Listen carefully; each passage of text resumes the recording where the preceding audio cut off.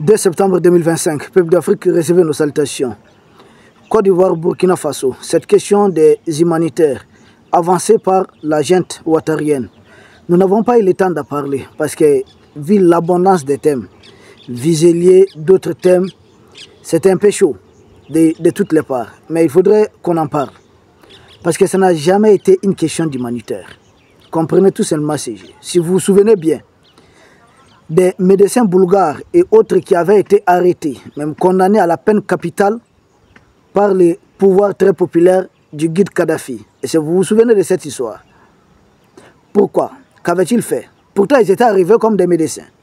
Que font des médecins? Des médecins, c'est pour soigner.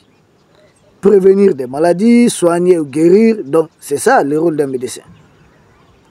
Mais, chose surprenante, en Libye, ce sont des médecins qui sont retrouvés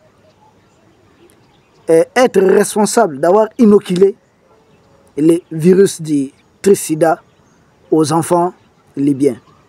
Parce qu'il n'y en avait pas là-bas. Donc, pour montrer que c'est une arme biologique qui a été utilisée, mais qui l'a utilisée? Normalement, des gens qui sont censés diagnostiquer, prévenir ou même soigner. Mais ce sont les mêmes personnes. Comment repérer? Il faut être très très fort pour découvrir ça. C'est ce logiciel-là qui a été utilisé une fois de plus. C'est pourquoi quand ils évoquent des humanitaires déposés, arrêtés au Burkina Faso, non, regardez de plus près. Vous vous souvenez qu'au Nigeria, il y a cette crise encore. Par qui? Des laboratoires qui auraient testé leur vaccin sur des enfants nigérians sans l'aval des autorités du Nigeria. Et essayer d'utiliser des enfants africains comme des vrais cobayes. Finalement, même s'ils avaient accepté de dédommager, mais c'est déjà des vies détruites. Il s'agit de plus de 300 enfants nigérians. Ils ont des gens, des criminels qu'ils envoient en mission, mais qu'ils déguisent. Il faut leur donner une couverture beaucoup plus large pour éviter tout soupçon. Récemment, je pense que les autorités du Burkina Faso ont décidé de mettre fin à un programme où il était question, où certains moustiques ont été libérés dans la nature, au niveau d'un village. Ça serait quoi? Si jamais ça ne fonctionnait pas, parce qu'on dit, ah oui, c'est un programme financé par Bill Gates, d'accord. Mais si ça fonctionne, tant mieux. Mais quand ça ne fonctionne pas, mais là, les enfants, les populations du Burkina sont utilisées comme des cobayes, on ne peut pas tolérer ça. C'est pourquoi nous saluons. C'est pourquoi nous saluons la décision des autorités du Burkina pour avoir pris cette décision, de mettre fin purement et simplement à cette histoire. Mais ça ne suffit pas. Nous leur demandons de creuser davantage, essayer de voir l'identité de chaque personne ayant participé à ces projets. Parce que si on suspend, ça montre qu'il y a des risques réels. Quand on interdit, ça montre que ce n'est pas bon. Connaissant le président et son excellence Ibrahim Traoré, prêt à tout pour le bien-être des Burkinabés, s'il n'y a jamais quelque chose qui profite aux Burkinabés, il va encourager. Si on interdit, ça montre que ce n'est pas du tout bon. Fouiller, chercher l'identité de chaque personne qui était impliquée dans ça. Je peux vous citer des exemples comme ça, un peu partout dans le monde, où des gens, des agents de la DGC, de la CIA, MI5, MI6 et d'autres agents encore ont été impliqués dans des choses, mais vous aurez toujours voir la couverture utilisée, c'est médecins, c'est humanitaire, c'est ceci, c'est cela, c'est laboratin, c'est des couvertures. Vigilez. Certains avaient même avancé qu'il était un mécanicien. Donc, les 6 hommes qui ont été arrêtés en territoire burkinabé, le régime de M. Alassane Draman Ouattara avance l'argument qu'il s'agit des humanitaires. J'ai fait seulement un rappel historique pour essayer de comprendre qu'en réalité, ça n'a jamais été une question d'humanitaire. Ce n'est pas un logiciel qui date de maintenant. C'est un logiciel qui a tout le temps été utilisé. Et donc, les 6 personnes arrêtées, il faudrait voir l'identité de chacune de ces personnes qui est qui porte un faux nom et pourquoi falsifier son profil. C'est là qu'on va découvrir d'immenses choses. Parce que ne nous limitons pas aux faits. Les faits, c'est le fait d'avoir franchi illégalement la frontière et se retrouver dans une zone d'opération militaire contre les groupes armés terroristes. Et ils se retrouvent là-bas, ces gens, sans s'inquiéter rien. Ça, ce sont les faits.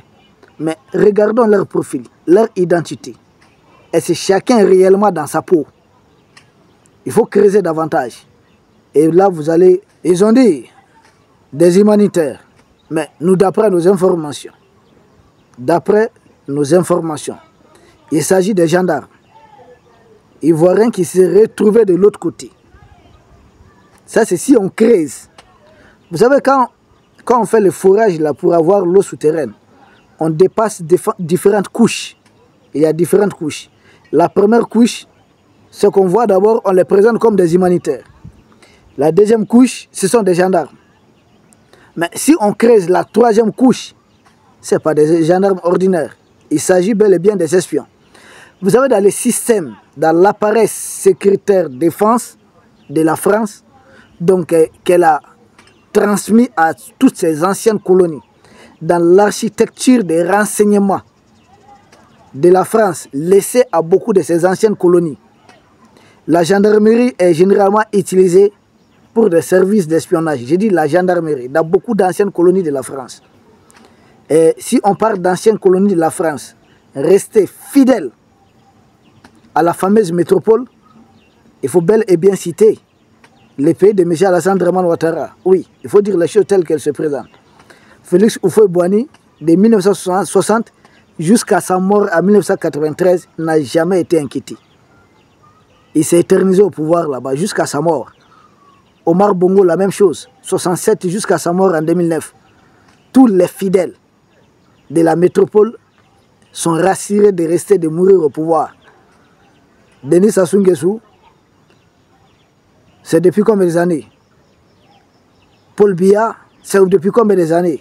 Ça, c'est des vrais fidèles. Peu importe des trucs qu'on peut vous présenter, ne tombez pas dans certains jeux.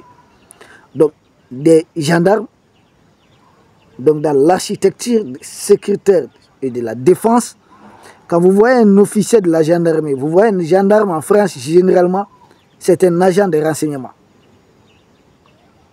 Donc chez M. Alassane Ouattara, il s'agit bel et bien des agents, voire même des officiers de renseignement, déguisés en humanitaires. Mais si vous creusez davantage, beaucoup d'anciens rebelles ivoiriens, on connaît trois destinations. Première destination, vous êtes tout de suite reversé dans l'armée régulière de la Côte d'Ivoire. Deuxième destination, ils mènent une vie civile. Donc ils sont reconvertis, ils sont allés à autre chose. Troisième destination, les plus durs ont été récupérés par la junte macronienne, la junte française, et ils ont été formés aux tactiques et stratégies techniques, même de la guérilla. Pas que de la guérilla, surtout du mercenariat. Donc ils sont versés dans les mercenariats. Et cette formation, beaucoup l'ont réussi à compter des années 2015-2016. C'est là que d'anciens rebelles ivoiriens, les plus durs, ont été reconvertis au service des mercenariats. Ils ont été totalement transformés. C'est la troisième destination. Ceux qui ont été arrêtés par les autorités du Burkina, il ne faudrait pas prendre ça à la légère. Nous sommes convaincus. Et nos informations sont généralement fiables. Qu'il ne s'agit pas de gens ordinaires. Vous avez affaire à des gens bien rodés dans les techniques d'espionnage, de contre-espionnage, de renseignement, toute autre technique. Maintenant, si nous analysons même leur arrestation, où est-ce que ces gens ont été arrêtés? C'est en territoire burkinabé. Au même moment, ça coïncidait avec une prétendue attaque dans un village, le village de Diftar, en Côte d'Ivoire. Ça coïncidait avec cette attaque. À peine cette attaque commise, une attaque barbare et lâche, nous déplorons les victimes. À peine l'attaque commise, certains pseudos, les vidéomans de M. Alassane Dramane Ouattara, c'est comme ça qu'il faut les appeler, les vidéomans, dont certains sont vraiment des faux types, se sont mis à accuser directement le Burkina Faso pour avoir perpétré une attaque. J'ai dit, mais c'est facile. N'accusez pas l'intelligence, n'insultez pas l'intelligence des gens. La zone frontalière entre le Burkina et la Côte d'Ivoire, le Burkina se plaint chaque fois des incursions des groupes armés terroristes en provenance de la Côte d'Ivoire.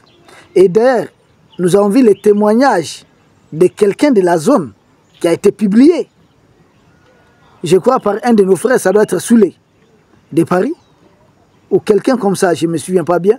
Le témoignage a été publié où le méchant en question, le villageois dit qu'il cohabite avec les groupes armés terroristes là-bas et qu'il s'est interdit d'en parler. Cette bande est remplie de terroristes. Donc c'est une sorte de zone tampon. Mais cette zone tampon est peuplée uniquement de GAT, c'est-à-dire groupes armés terroristes. Et lesquels groupes armés terroristes auraient un accord avec les autorités, avec le régime ouattarien. D'où pourquoi ils ne s'attaquent pas là-bas. Donc le territoire ivoirien est utilisé par le régime ouattarien comme la base arrière pour des opérations contre le Burkina Faso. C'est la même chose que Ghazouani fait avec le territoire mauritanien. On va en parler, c'est un autre débat. Donc, je ne peux pas comprendre que les gendarmes ou les pseudo-humanitaires ivoiriens puissent traverser cette zone instable jusqu'à atteindre le territoire burkinabé sans être interpellés, sans être inquiétés par les terroristes. Premièrement. Deuxièmement, l'armée du Burkina ne peut pas franchir la frontière ivoirienne, venir jusqu'à 2 km de la frontière sans qu'il y ait escarmouche avec les groupes armés terroristes. Ce n'est pas possible. Donc une manipulation. Est-ce que les 6 gendarmes en question avaient déjà participé à cette opération en territoire ivoirien et étaient sur le point de récidiver, c'est-à-dire de faire un deuxième coup cette fois-ci en territoire burkinabé, étaient dans ce qu'on appelle le cadre de repérage. Essayer de suivre, de voir où est-ce qu'on peut faire quoi, quels sont les chemins, parce que planifier une attaque souvent c'est quoi? C'est-à-dire quand vous allez dans les grands bâtiments, que ce soit, je ne sais pas comment on va appeler, des palais, des hôtels, généralement il y a ce qu'on appelle ici des secours. Les terreurs mercenaires, leurs instructeurs les préparent généralement à découvrir des issues de secours aussi en cas d'attaque. C'est-à-dire quelles sont les voies échappatoires par où les terreurs mercenaires doivent s'échapper. Ils étaient là-bas en train de repérer, en train d'espionner, planifier encore une vaste opération de déstabilisation, mais ils ont été pris main dans les sacs. Il faudrait qu'ils parlent. La première chose qu'ils vont dire, pour moi, ce n'est pas trop ça qui compte. Ils vont parler, ils vont dire des choses. Beaucoup nous ont interpellé quel serait le sort de ces 6 agents. Je dis, bon, moi je ne parlerai pas du sort de notre frère Aleno Faso, qui était un civil, qui s'est retrouvé en territoire ivoirien, qui a été arrêté, accusé de tout, et ils n'ont jamais pu prouver qu'ils agissaient d'un agent de renseignement du Burkina ou d'un militaire. Donc c'est un civil. Ils n'ont pas eu pitié de ces civils. Un civil qui s'est retrouvé en détention dans une école de gendarmerie. Pourquoi? On dit que c'est pour sa sécurité. Si c'est pour sa sécurité, mettez-la en résidence surveillée quelque part. Une école de gendarmerie, pourquoi? Là, on doit détenir des officiers, des militaires. Que faisait un civil là-bas? Maintenant, l'histoire de ces 6 humanitaires, je pense pas. Je pense peut-être pour des raisons de sécurité. Et ils seront détenus, qu'ils soient humanitaires ou gendarmes. Ils seront peut-être, c'est ce que je pense, je peux me tromper. Ils seront également détenus dans une école peut-être de gendarmerie, dans un camp militaire. c'est réellement pour leurs besoins de sécurité. Alino était seul, ils ont eu vraiment pour renforcer sa sécurité, il fallait l'amener, seul individu, une seule personne, il fallait l'amener dans leur fameuse école de gendarmerie. Et je pense à 6, c'est pas facile, il faut vraiment les protéger. Il faut vraiment les protéger. Donc je pense qu'ils doivent être aussi, et vous comprenez ce que je suis en train de dire. Vous comprenez très bien. Peuple d'Afrique, il y a une leçon qu'on retient de tout ça. Les 6 gendarmes ouattariens ont été arrêtés par les VDP, les volontaires de la défense de la patrie, ce qui témoigne du niveau des 2 armées. Ne vous fiez pas au faux classement des magazines quoi américains là. Ça, ils le font pour rassurer leurs partenaires. Les vrais classements là, c'est sur le terrain. Et sur le terrain, ce n'est pas la première fois que des VDP arrêtent des militaires ouattariens. Cela témoigne de la formation reçue, de la capacité et surtout de l'aptitude. Peuple d'Afrique, on peut continuer à parler. Voici ce que j'en passe. Ce ne sont pas des humanitaires, c'est une couverture humanitaire qui a été utilisée. Et deuxièmement, ils ont été arrêtés dans une zone de conflit. Donc ça dit long sur leur parcours et leur présence. Et troisièmement, leur détention, je pense, l'affaire Alino Faso en dit long. Je n'ai pas dit qu'ils vont finir comme ça. Nous vous remercions, peuple d'Afrique, et nous espérons vous retrouver demain pour un autre sujet au sommet de l'actualité. Merci bien.